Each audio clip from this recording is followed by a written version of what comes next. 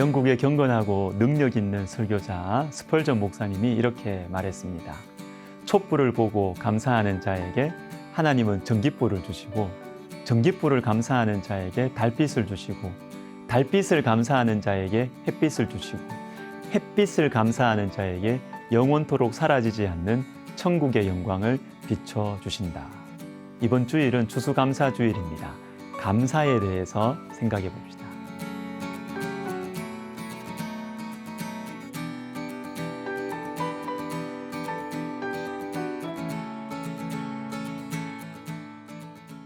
예수님은 작은 것에 감사하십니다. 오병이어 사건을 보십시오. 요한복음 6장 9절에 여기 한 아이가 있어 보리떡 5개와 물고기 2마리를 가지고 있나이다. 그러나 그것이 이 많은 사람에게 얼마나 되겠사옵나이까? 11절 예수께서 떡을 가져 축사하신 후에 앉아있는 자들에게 나눠주시고 이렇게 나옵니다. 자, 여기에 축사라는 말은 사악한 것을 쫓아낸다라는 뜻으로 쓰일 때도 있지만 오늘 본문에서는 감사하다는 의미예요.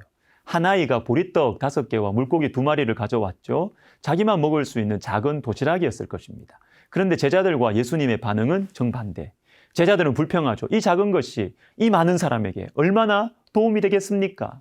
우리에게 있는 것은 너무 작습니다. 불평합니다. 그러나 예수님께서는 감사하십니다.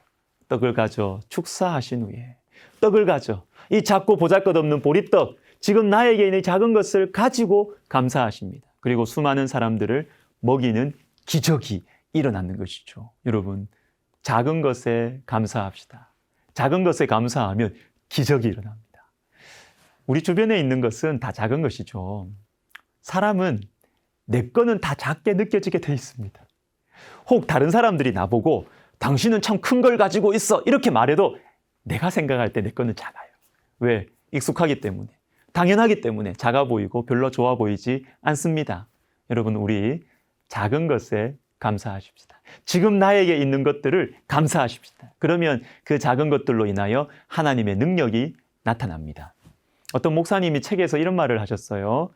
사람은 그가 필요로 하는 것을 찾아서 온 세상을 돌아다니다가 집에 돌아와서야 그것을 발견한다. 이야, 여러분, 이게 정말 충격 아닙니까?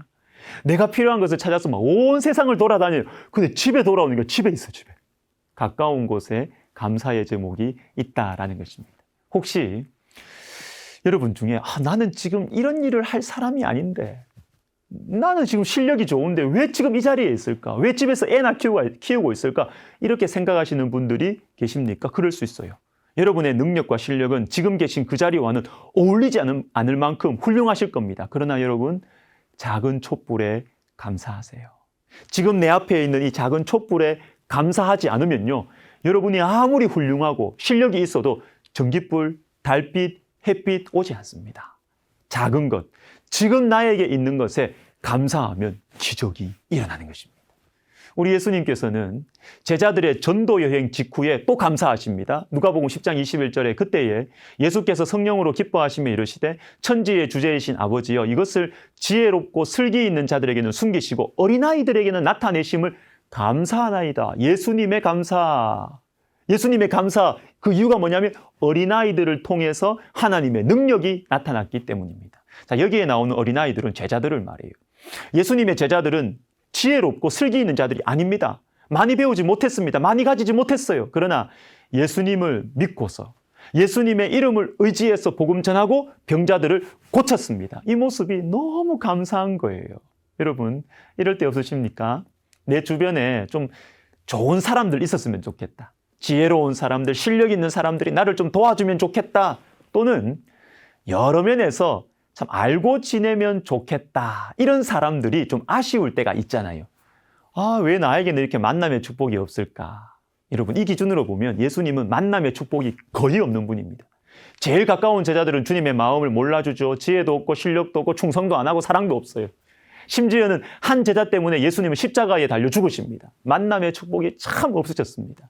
그러나 주님은 그들을 포기하지 않고 그들을 품고 가르치고 위하여 기도하고 섬기시면서 이 어린아이들을 통해서 하나님의 일을 하셨습니다.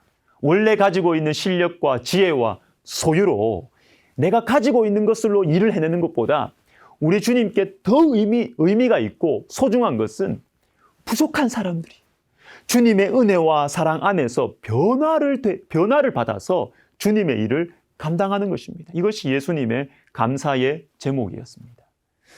제가 아는 한 사모님께서 쓰신 시를 한 편 읽어드리면서 말씀을 마무리하겠습니다. 깊은 암으로, 이분이 설남이에요. 깊은 암으로 투병하시면서 병상에서 쓰신 시입니다. 누워서 본 하늘. 병실 창문으로 하늘이 보인다. 바닷빛 닮은 쪽빛 사각형 하늘. 서늘한 청명함에 울컥 쏟는 서러움. 이번엔 쉽지 않을 거야. 상심하지 말자 다짐했지만 시간이 지날수록 이방인 된 서러움. 평범한 일상이 그립고 무수한 계획이 날아간 허탈감. 다시 또 저들과 공존할 수 있을까? 이젠 꿈꾸기보다 비워야 버틸 수 있는 연단의 시간. 누워서 보는 하늘은 속없이 파랗다. 가장 가난한 자 눈빛에 더욱 선명해진 하늘, 그 영원한 나라. 평범한 일상이 얼마나 그리우셨겠어요. 꿈꾸기보다 비워야 버틸 수 있는 형편. 그러나 가장 가난한 자 눈빛에 더욱 선명해진 하늘, 그 영원한 나라. 여러분, 감사는 멀리 있지 않아요. 작은 것, 평범한 것, 아픔, 슬픔, 그리고 십자가, 복음, 여기에 감사가 있습니다. 기도하겠습니다.